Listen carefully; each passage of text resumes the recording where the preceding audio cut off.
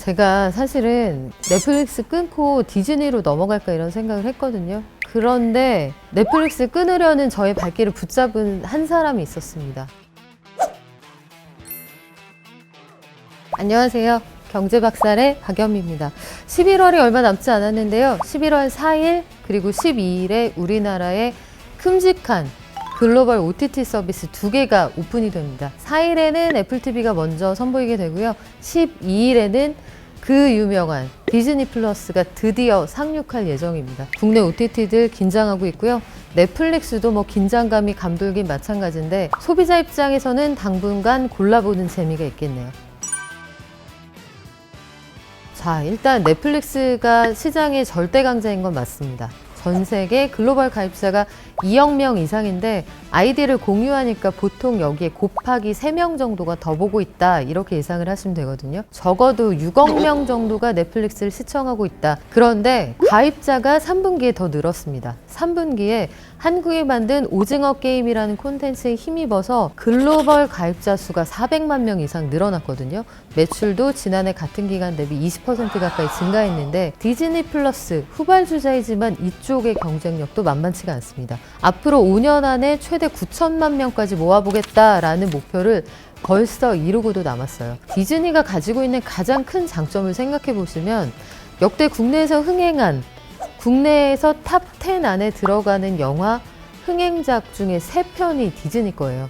잘 생각해 보면 디즈니가 가지고 있는 가장 큰 장점은 콘텐츠입니다. 디즈니가 가지고 있는 지적재산권이 워낙 풍부하기 때문에 여기 기대를 거는 사람들이 꽤 많이 있는 것 같고 그래서 가입자 수가 조기에 달성이 됐거든요. 그렇다면 애플 TV는 어떻게 될 거냐? 애플 TV도 가장 중점을 두는 건 역시 오리지널 콘텐츠거든요. 애플이 가지고 있는 오리지널 콘텐츠로서 한국에서 처음 선보이게 될 게 이선균 씨가 주연할 닥터 브레인입니다. 이선균 씨 아시죠? 너한테 상처 주고 싶어. 너한테 상처 주고 싶어. 감쪽 같지 않습니까? 이렇게 오리지널 콘텐츠를 가지고 맞붙겠다. 이게 글로벌 OTT들의 그 치열한 경쟁의 핵심적인 내용입니다. 한국에서 먹히면 이게 글로벌에서 된다는 게 수차례 우리가 확인이 됐거든요. 오징어 게임뿐만 아니라 사실 BTS 이전에도 기반을 닦아온 K 콘텐츠의 선두 주자들이 있었죠.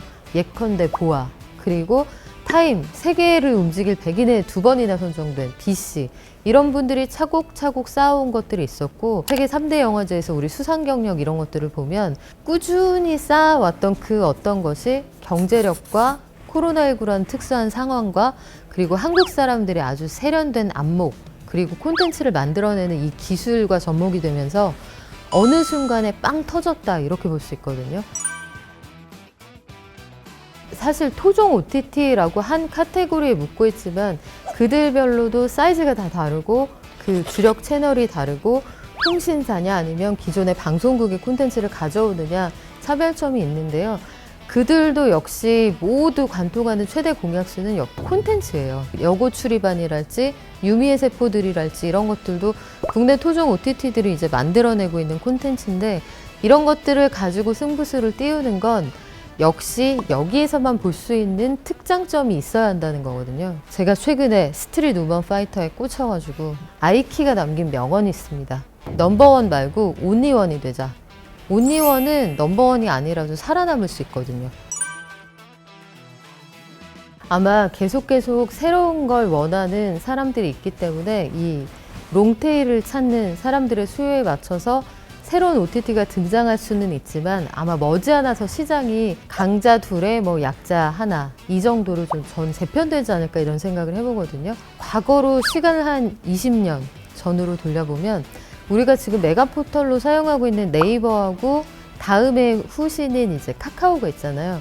근데 그들이 등장할 그 무렵에 코리아닷컴도 있었고요. 프리첼도 있었고 우리가 기억하는 굉장히 많은 사이트들이 있었습니다. 잘 나가던 사이트들이 다 이렇게 도태될지 몰랐거든요. 그래서 OTT를 만드는 건 누구나 할 수 있는데 오리지널 콘텐츠에 사실상 얼마나 투자할 수 있느냐, 장기적으로 손해를 보더라도 당장 큰 그림을 보고 기다릴 수 있는 자금력이 있느냐, 이런 것들로 대결이 될 것 같고요.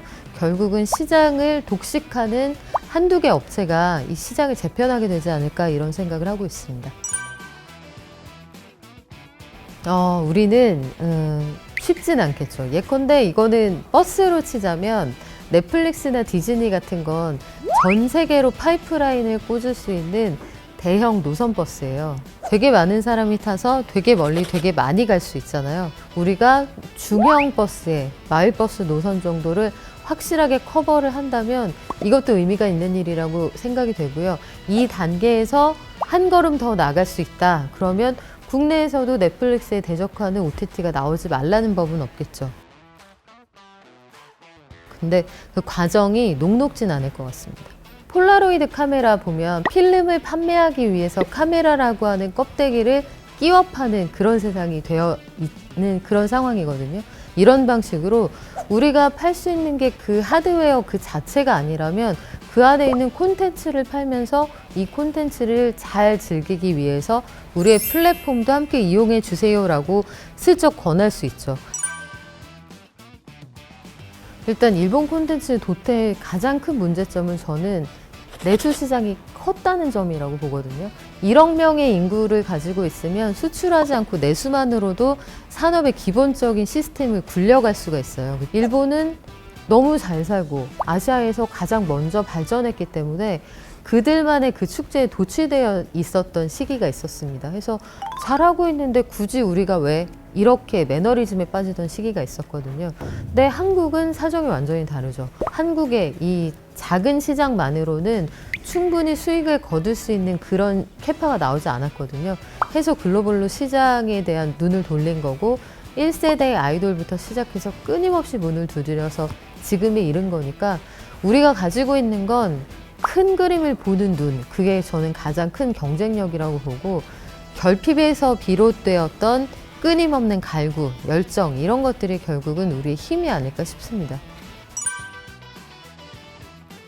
그런 부분은 투자를 많이 하고 했으면 좋겠어요. 그런 걱정은. 투자 안 하면서 걱정하는 언론들이 되게 많거든요. 제주는 한국이 부리고 돈은 넷플릭스가 걷었다 이런 식의 일명 수급 논란이 있는데 그동안 투자 안 했잖아요.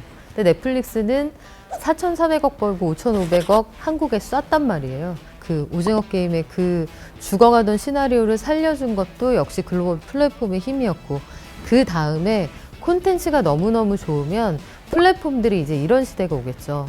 우리한테 팔아주세요. 제발. 우리가 얹어드릴게요. 지금 그 상황이 BTS 콘텐츠를 중계하거나 콘서트를 본인들이 가져가서 하려고 하는 기획사들의 입장이거든요. 그래서 우리가 잘 만드는 거 그리고 투자 많이 받아서 일단은 저변을 넓히는 거 저는 그게 먼저라고 봅니다. 그에 관해서 저희가 이제 뭔가 일단 큰일 나.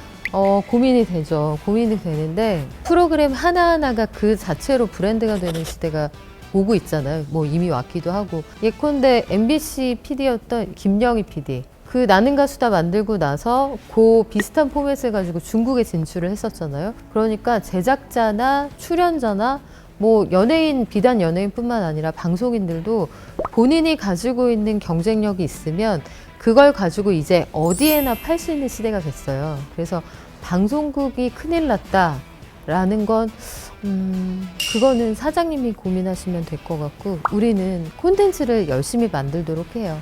네. 제가 사실은 넷플릭스 끊고 디즈니로 넘어갈까 이런 생각을 했거든요. 그런데 넷플릭스 끊으려는 저의 발길을 붙잡은 한 사람이 있었습니다. 한소희 씨. 한소희 씨가 마이데임을 보여주시면서 내가 한소희 보려면 넷플릭스와 결별할 수 없겠구나. 제가 한소희를 이길 수는 없잖아요. 디즈니가 그 무료로 사용할 수 있는 기간을 준다고 해서 통신사를 바꿔야 되나 안 바꿔야 되나 이런 고민 좀 하고 있거든요. 그럴 필요 없죠. 일단 아이디 공유하는 카페가 엄청 잘 됩니다. 우리만 그런 거 아니고요. 해외에서도 마찬가지고 아이디를 최대 4명, 최대 6명 이렇게 공유할 수 있잖아요. 새로 들어오는 OTT들은 무조건 무료 기간 좀 줍니다. 통신사 결합 상품 이런 것도 혜택도 좀 있을 텐데 그렇다고 해서 또 위약금 있고 이런데 그거에 혹해서 가시진 마시고요. 철저히 따져보시고 이건 봐야 돼. 이쪽으로 가시기 바랍니다.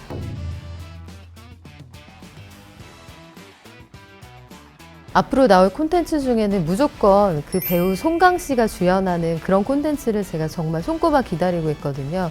송강님, 나빌레라도 잘 봤고요. 알고 있지만도 정말 잘 봤습니다. 다음 작품도 기대할게요.